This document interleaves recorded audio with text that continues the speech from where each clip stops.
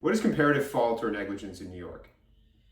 Now, following an accident in New York, a judge or a jury is entitled to consider what percentage of fault is attributable to you as the party who was injured relative to the wrongdoer in any kind of case. Some states have rules where if you are 1% at fault, you are prohibited from bringing any kind of a claim after an accident.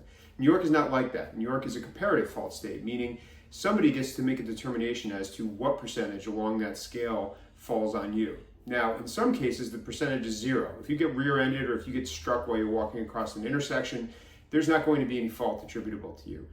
But there are other circumstances where something that you did may have contributed in some way to the accident happening, and in those cases, a judge or a jury is entitled to consider that. So, by way of example, if you got hurt and you broke your leg, and the value of your case, the amount awarded to you is, let's say, $300,000, but a judge or a jury determines that you are 50% at fault, your ultimate net would be reduced by that 50% that they've attributed to you. So in that case, in that scenario, you would be entitled to $150,000 versus the full $300,000 because 50% or half of the fault in that situation would have been attributed to you.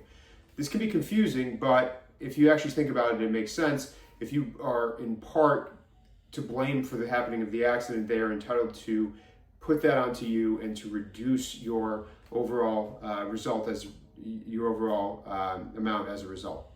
If you have questions about this, feel free to reach out.